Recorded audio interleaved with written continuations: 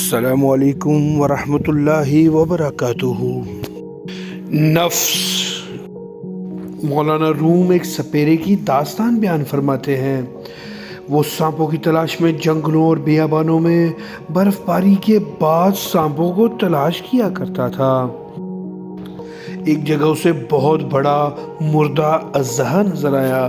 اس کے دل نے سوچا کہ اس کو کسی طرح شہر لے جاؤں اور اس پر ٹکٹ لگا دوں تو بہت پیسے کماؤں گا۔ تو پھر وہ بڑی مشکل اور تکلیف سے اس کو کھینچ کر شہر لے آیا۔ لوگوں نے جب سنا تو شہر کا شہر امڑ آیا۔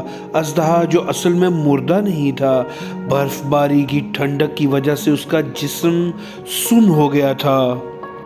ہجوم کی گرمی نے اور سورج کی حرارت نے اسے پھر سے ٹھیک کر دیا اور اس نے حرکت کرنا شروع کر دی۔ ہجوم نے جب یہ دیکھا تو بھاگ کھڑے ہوئے۔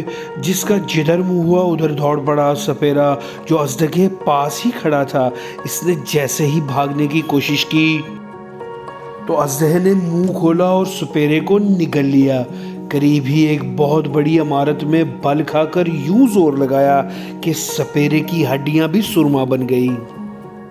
مولانا روم یہ واقعہ سنا کے یوں فرماتے ہیں کہ ہمارا نفس بھی ایک اژدہے کی طرح ہے۔ اسے کبھی مردہ تصور نہیں کرنا چاہیے۔ وسائل نہ ہونے کی بنا پر یہ ٹھٹرا ہوا نظر آتا ہے۔